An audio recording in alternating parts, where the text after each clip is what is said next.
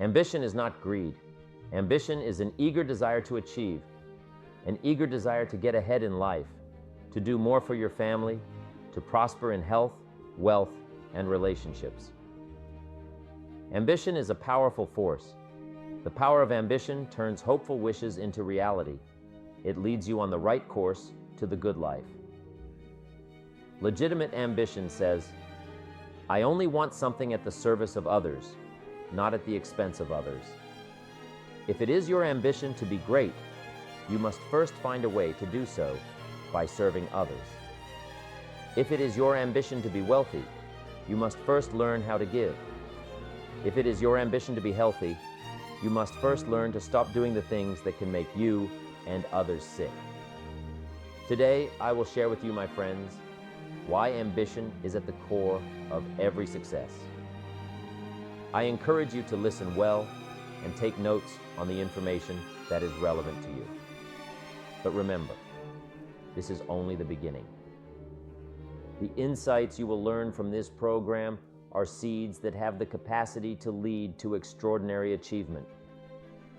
My hope is that you will cultivate these ideas with your own imagination and creativity. Water them with your faith, intensify them with your activity, so that they will grow and bear fruit. I'm always intrigued with the challenge of trying to put into words the ideas that can make a difference in a person's life. And now I have the pleasure of sharing these ideas with you. Ambition is like a secret treasure for many people. Imagine it as a burning desire inside you, urging you to achieve something special. The dictionary describes it as a strong desire for distinction, power, or fame. But what does that really mean? Let's break it down. Now, think about the word eager. It's like when kids are super excited about their birthday parties. They can't wait to be the star of the show, receive lots of gifts, and eat way too much cake. Even grown-ups get eager about birthdays, unless they feel a bit awkward about the number of candles on the cake surpassing their accomplishments.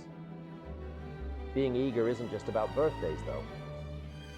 It's like when you're thrilled to watch a ball game, see your kids perform in a dance recital, catch up with an old friend, or shop for a shiny new car. Eager feels like a burst of joy and anticipation. The problem is, living a better life requires more than just wishes. We've all heard people say, I wish I could lose a few pounds, especially after a big meal. But to make that wish a reality, we need a strong desire to exercise and eat better. Likewise, some wish they had more money to ease their financial pressures. But wishing won't change much unless it turns into a genuine desire for change. If we truly desire change, we need to take action instead of just wishing things were different. True ambition requires discipline. It's about having that inner voice saying, if I want something tomorrow, I need to start working on it today. Ambition is a daily commitment, not just a fleeting wish. But living ambitiously isn't easy. While some seem to have everything go their way, others struggle to make ends meet. The difference lies in ambition. It's about having dreams and goals that pull us forward, even when faced with obstacles. Dreams are powerful. They drive us, helping us overcome challenges. But for dreams to be effective, they need to be clear and vivid. Like the settlers who dreamed of a better life out west, we need to envision our future success to keep pushing forward. Being a dreamer means seeing the finish line while running the race, or hearing the cheers during a tough project. It's about being willing to endure discomfort until it becomes comfort, because that's how we achieve our dreams. Ambition has always been vital, even from the early days of America. Pioneers crossed the country with dreams of a better life, while figures like Ben Franklin inspired self-improvement through hard work and diligence. In the end, ambition is what separates those who thrive from those who merely survive. It's about turning wishes into desires, and desires into actions. And with ambition, anything is possible. Now, in addition to these witticisms, Ben Franklin gave us 3 principles of success and ambition that have withstood the test of time. Number 1, Happiness doesn't come from big pieces of great success, but from small advantages hammered out day by day. What Mr. Franklin is saying here is that we must be happy with what we've got when we're in pursuit of what we want. Too often we say, oh, I'll be happy when I just get that promotion. I'll be happy when I just land that contract. I'll be happy when I just have more money. I'll be happy when I just what? You won't be any happier when you reach your goals than you are right now. It just doesn't work that way. Abraham Lincoln said it best. He said, "You'll be as happy as you make up your mind to be right now. Whether you're on your way, whether you've already gotten there, you'll be as happy as you make up your mind to be now, right now." Being happy on the way doesn't mean you can't aim for great things. After all, look at everything Franklin accomplished in his lifetime. It means that big achievements come one small advantage at a time. It means that you've got to enjoy the journey. It means that you must enjoy and take pride in your little accomplishments. It means enjoying who you are becoming in pursuit of your eager desire. Every day, every single day. Ben Franklin's second principle said that life is plastic. Within each of us is the power to mold ourselves and mold our environment. It is up to each of us to begin this molding process with a final product in mind, and it is within our power to work it and form it every minute, every day, every month, every year. By using your mind and your abilities and your attitude to work a little each day on molding your life, you'll soon see how magnificent your power is to gain those small advantages each day.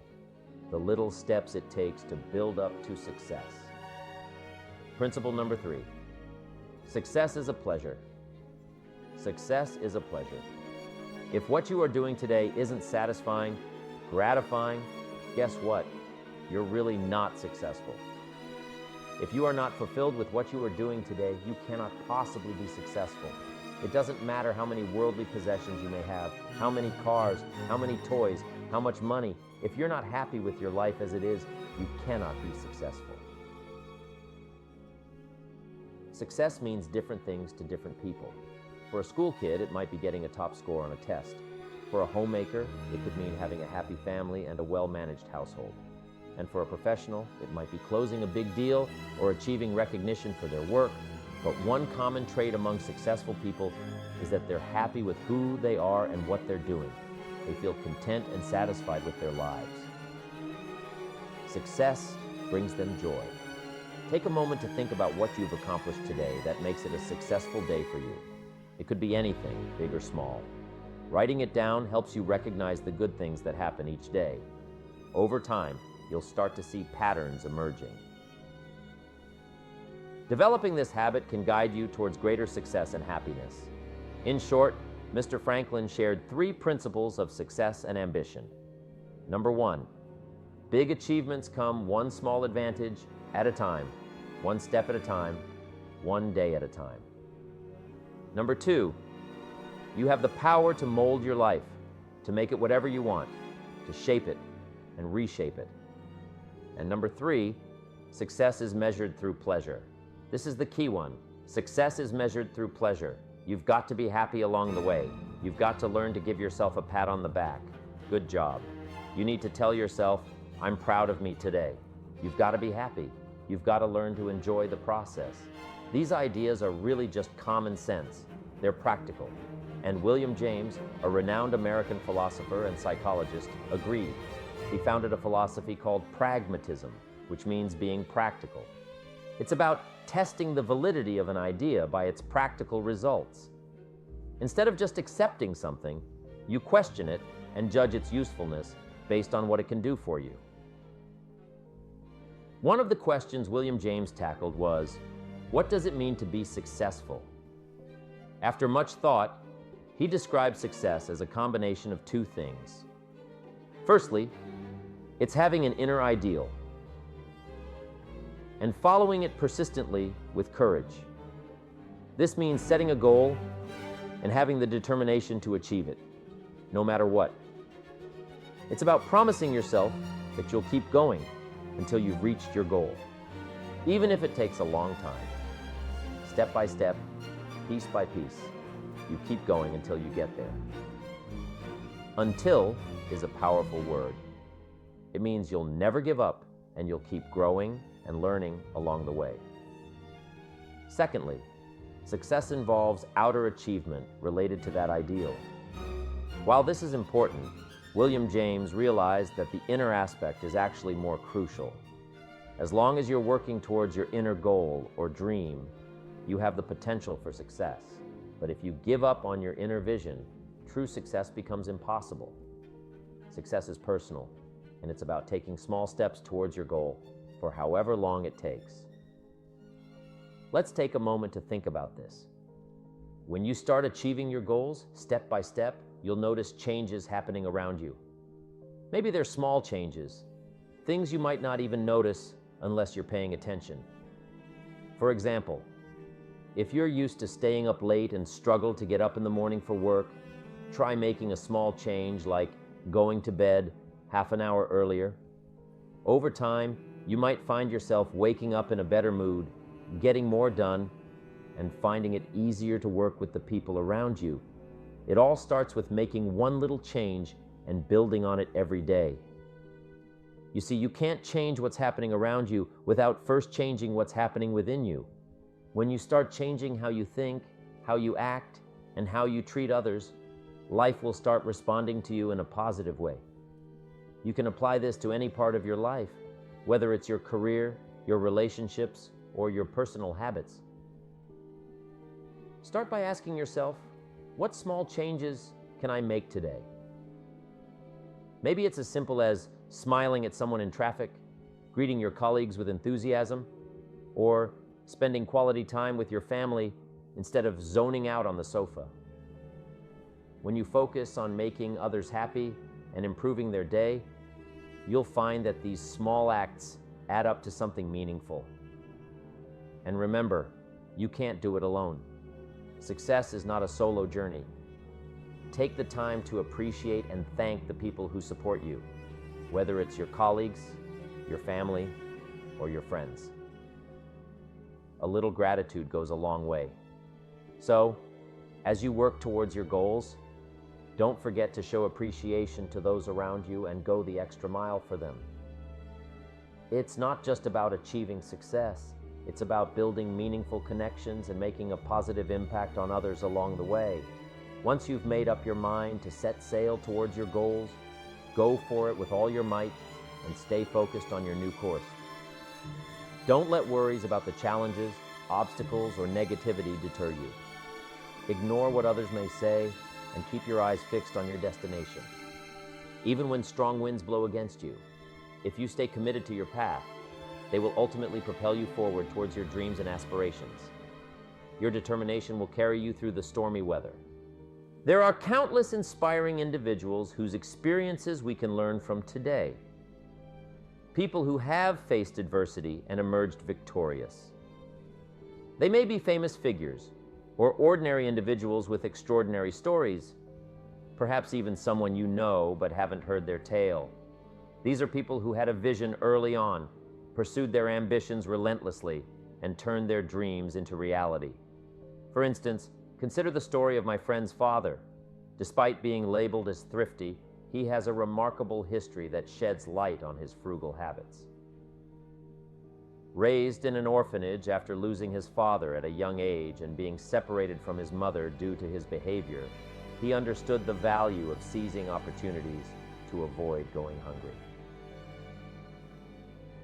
Despite facing such adversity, he transformed his life from rags to riches solely through sheer determination and hard work.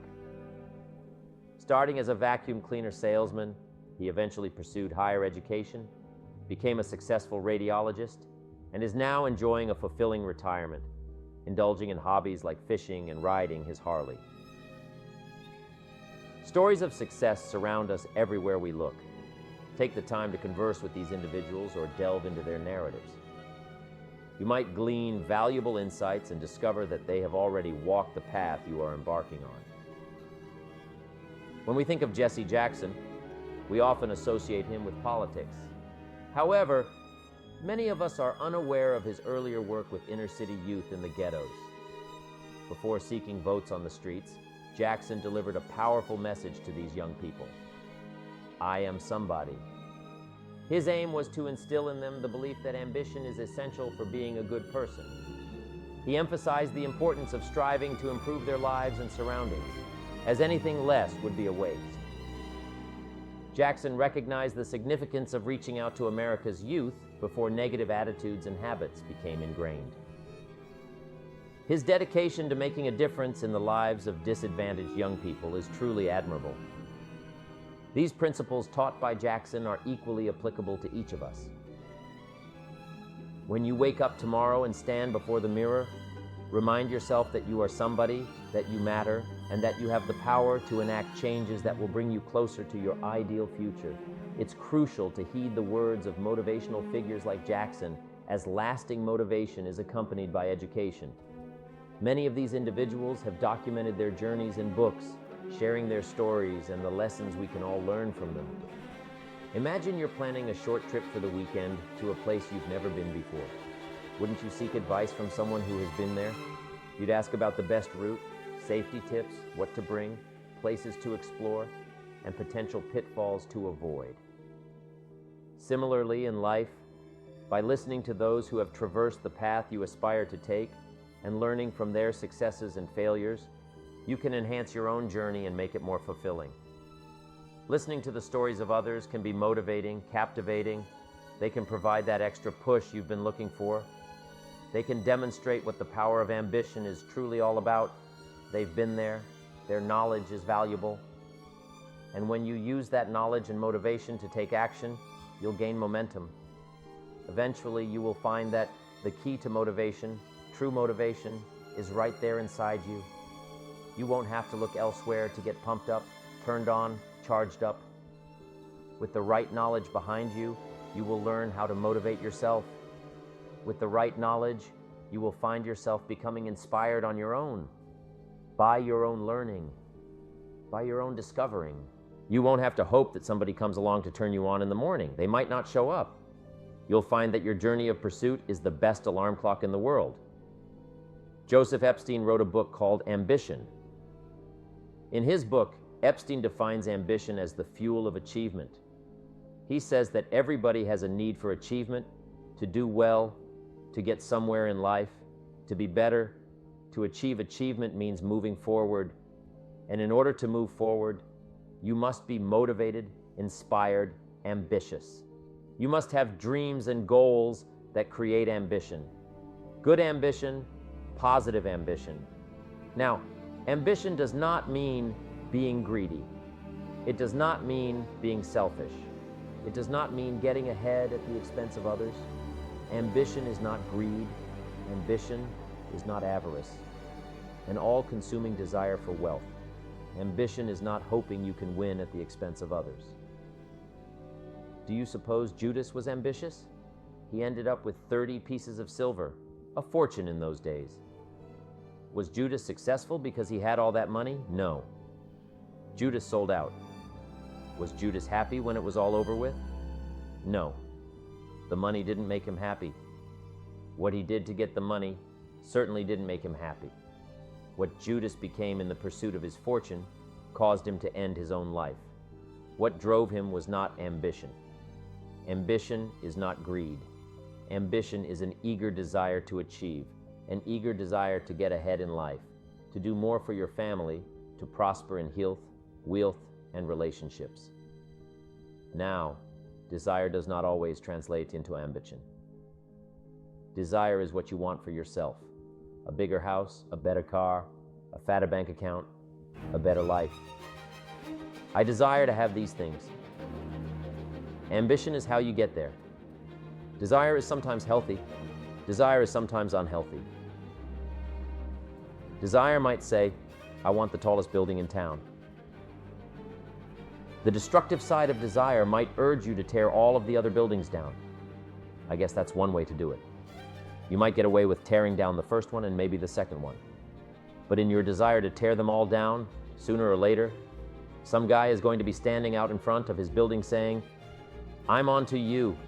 Get out of here. And pretty soon, you're no longer known as a builder. You're known as a destroyer. Now, the second way to have the tallest building in town is to see it, dream it and plan it and put your team on it, work on it, go through all of the steps to get there, do it right, have the ambition to be the owner of the tallest building in town, and go through all of the right steps to get there. If you really want it and have the skills to do it and the patience to weather all of the storms, your ambition will lead you there. Having the ambition to do what it takes to get you where you want to go is good. Ambition is creative, and constructive ambition is an expression. It's something inside of you want to express in a positive way. I'm sure you have dreams of accomplishing great things. Are you ambitious enough to realize these dreams? Are your dreams strong enough to pull you toward your future? Are they vivid enough to see the end result now? Are they worthy of doing until you get there?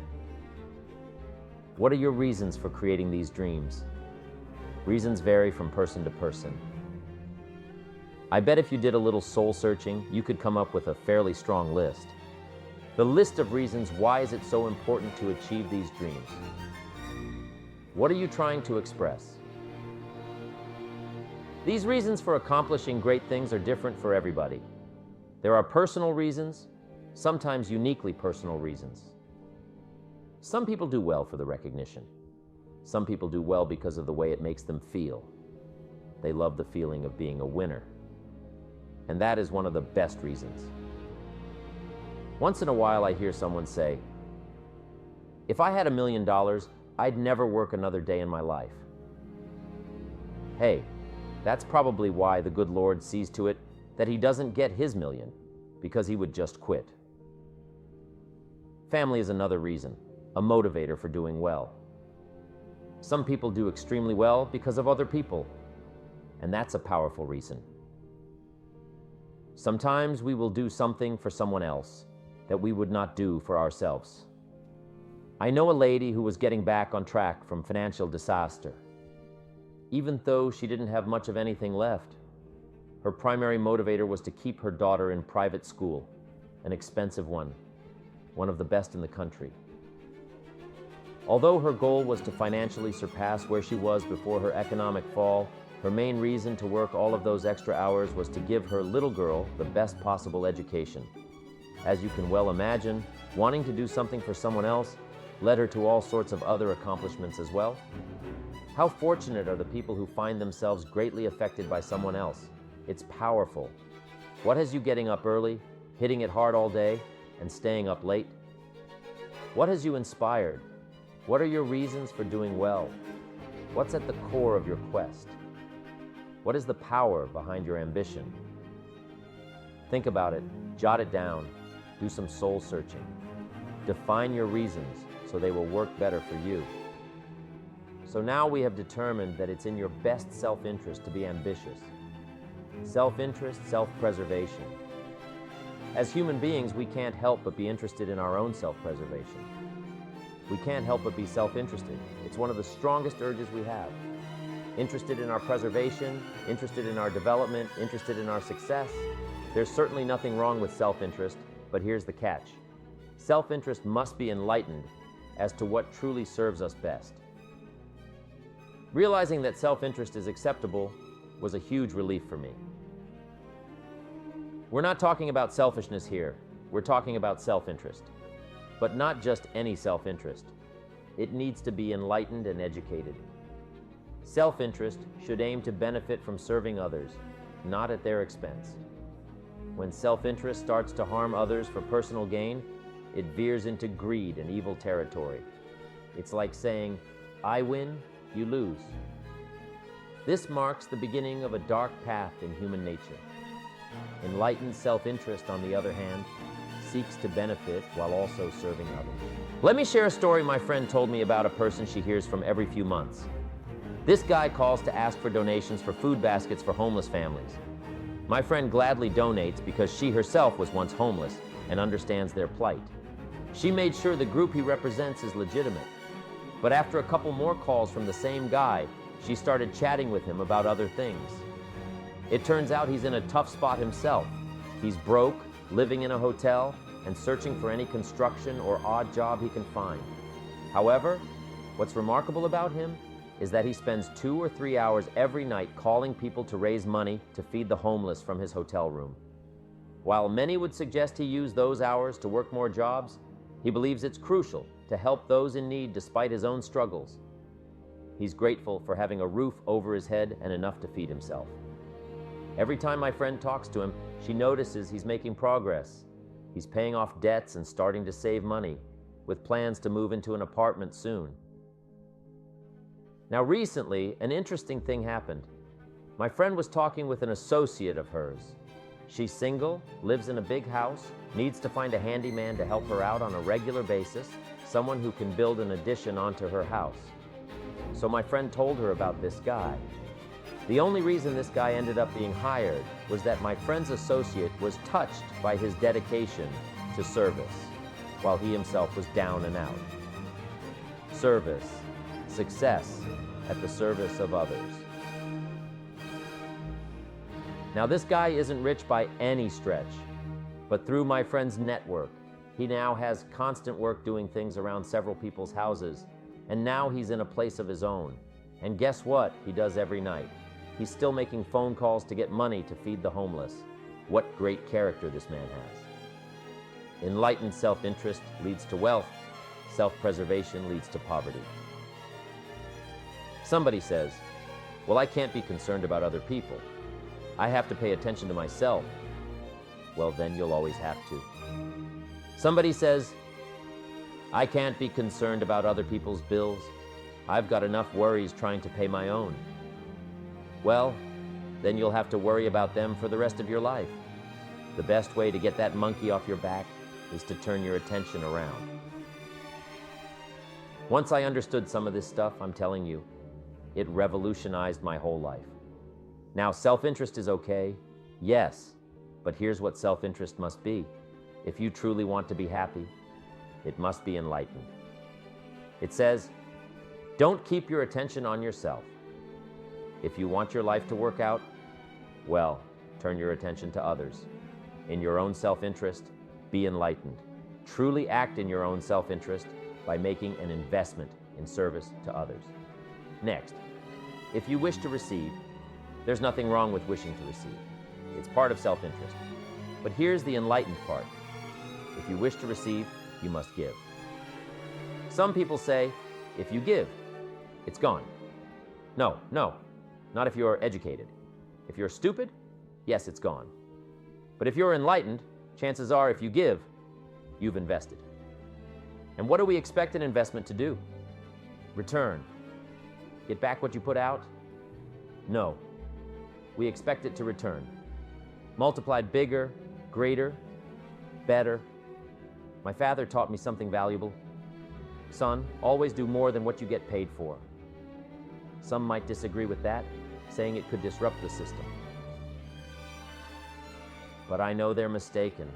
Following my father's advice has been beneficial for me. Why? Because doing more than you're paid for is an investment in your future. If you're aiming for a big promotion, you can't just ask for it and expect it to happen. You have to demonstrate your worth in your current role. Stand out by exceeding expectations. When opportunities arise, your boss will notice your efforts and be more inclined to consider you for advancement. Doing more than you're paid for isn't just about the present. It's about investing in your future success. It's one thing to make a sale. I'm telling you, if you make a sale, you'll make a living. If you go beyond making the sale and serve people by keeping in touch, calling them before they call you, writing a thank you note. Sales will lead to multiple sales. You can make a fortune if the customer is well taken care of. People who are well taken care of will open doors you can't get through by yourself. All of us have found ways to make a living. What got interesting for me early on was to figure out ways to make a fortune. You'd say, well, Mr. Rohn, how would I deserve to make a fortune? It's easy. Render fortunes of service. People will do things you cannot believe. For people who give them good service, here's one of the greatest gifts you can give anybody: the gift of attention. In return, they will do extraordinary things for your career, take you by the hand, and lead you to more people than you could meet by yourself. Always do more than you get paid for. Next, in enlightened self-interest. Life responds to deserve, not need. Life was not designed to give us what we need. Life was designed to give us what we deserve. What we deserve. Once you understand that little life principle in your own self-interest, I'm telling you, it's life-changing. The ancient law does not go like this. If you knead, you will reap. No, it doesn't work that way. A lot of people out there are hoping it works that way, but no, it doesn't. The ancient law goes like this. If you plant, you will reap. If you sow, you will reap. Someone might say, I really need to reap rewards. Well then, you really need to plant seeds in your own self-interest. Your self-interest must learn how to plant effectively so that everyone benefits, because life doesn't respond to mere need. You can't approach the soil and demand a crop by saying, I need it. The soil simply smiles and replies, don't bring me your need, bring me some seed, bring me effort, bring me discipline, bring me interest, bring me service. If you bring these things, I'll reward you multiplied by 2 times, 5 times, 10 times. You can't rely on need alone. You must come with seed. You must come with willingness. You must come with skills. You must be ready to learn, adapt, and grow. You must be willing to make an effort, even in challenging times, to remove obstacles and to nurture. That's the only way to receive a fruitful return. Once you grasp these principles, self-interest becomes an exhilarating challenge. It ensures that everyone emerges victorious. Enlightened self-interest ensures that everyone wins. If you want to discover, you must seek. And if you seek, you will find. To uncover, you must actively search. You must attend church. You must join seminars. You must visit the library. You've got to browse bookstores. You've got to enroll in classes. You've got to pursue knowledge. Why? Because if you seek, you will find. You'll discover ideas. You'll find inspiration. You'll find hope. You'll make connections. But you must actively engage in the search. You must be vigilant. Life reserves its treasures for those who earn it, not those who merely need it. Enlightened self-interest involves giving so that you may receive, seeking so that you may find, ensuring that everyone benefits. Enlightened self-interest requires education. It acknowledges that life is more than just the passage of time. It recognizes that life is a collection of experiences encompassing highs and lows, laughter and tears. You must decide to take action. You must possess the discipline to act. Now, here's what's important about discipline. One discipline affects another discipline. All disciplines affect each other. In fact, here's a good philosophical phrase. Everything affects everything else. Nothing stands alone. Don't be naive and say this doesn't matter. Of course it matters. It all matters. Some things may matter more than others, but everything matters. If you'd rather sleep in than go for a walk around the neighborhood, pretty soon it will matter. If you'd rather spend your money instead of saving it, pretty soon it will matter. If you'd rather put off a letter to an old friend instead of corresponding regularly, pretty soon it will matter. If you'd rather work late every night instead of going home and spending time with your family, pretty soon it will matter. It all matters. Every letdown affects the rest. If you won't walk around the block, you probably won't eat right, and you probably won't buy the books, and you probably won't attend the seminars, and you probably won't spend your money wisely. And after years of this, it all adds up. So the key to reversing this process is to start picking up the disciplines. It does matter. It all matters. Now here's the positive side. Every new discipline affects the rest. Every new discipline makes a difference. That's why action is so important. The smallest action, the least action, the action that you won't think will matter. It all matters. Take it. Because when you start accomplishing and the value starts to return, you'll find inspiration to do the next one and the next one and the next one. If you start walking around the block, it'll inspire you to start eating right. You start eating right, it'll inspire you to get a book. You get a book and it'll inspire you to get a journal. You get a journal and it'll inspire you to develop some skills. Disciplines affect each other. Lack affects the rest of your life. The key is to reduce this sense of lack. One of our biggest temptations is to slack off a little, to do just a bit less than our capabilities, to take a short break. Some might say, it'll only affect my sales. But no, it affects your mindset. It influences your beliefs. It impacts your family life. It affects everything. No, you can't afford to slack off. That's what vacations are for. When you're at work, focus on work. When you're on vacation, fully relax and enjoy the moment. If you're thinking about work during your vacation, you'll end up ruining it. So stay disciplined, be fully engaged, do whatever it takes to complete the task at hand. Restore your health, improve your finances, sort out your family life. Stay disciplined. Practice discipline every day. When you establish habits that provide structure to your life, remarkable things can occur. They can multiply. And let me tell you, anyone who wants to drastically improve their income can do it. I was broke at 25 and a millionaire at 31. Everything around me remained the same. The change was within me. I refined my mindset. I read books. I attended classes. I started seeing life from a different perspective. I'm telling you, it works. Now, there are 6 principles of building ambition that we will discuss as we go through this program.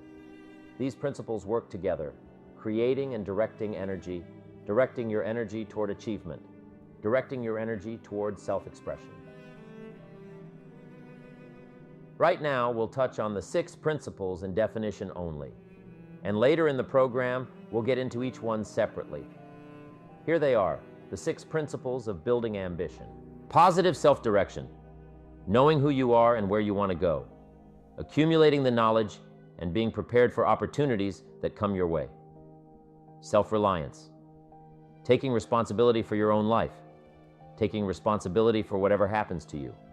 Knowing that what's happening in your life is the direct result of your activity. Counting on you. Self-discipline, ambition at the daily level. Knowing that you can reach your goals one step at a time, one day at a time, one activity at a time, and doing everything it takes to get there every day. Self-enterprise, consistently being able to create opportunity and consistently being able to take advantage of it. Being aware enough to see it, skilled enough to make it work for you. Working with others. We must make ourselves stronger to benefit us all. We must succeed at the service of others. Learning how to take your skills, enterprise, reliance, and direction to the table to create true success. Self-appreciation. Appreciate your accomplishments. Appreciate your potential. Knowing that in one day you completed all you set out to do, fueling your ambition by fueling your appreciation of yourself. Each of these principles, when activated correctly, helps to develop your ambition, your eager desire to get more out of life, to gain wealth, to gain prosperity, to have a better family, to build a better business. All of these principles work together in creating and directing energy toward achievement and self-expression. All of these 6 principles are required to build the 3 cornerstones of a truly ambitious person: focused concentration, resilience, and integrity. You'll know you have unlocked the power of ambition when these 3 qualities, the cornerstones, become words that best describe you. So when we continue, we'll get started with principle number 1, positive self-direction.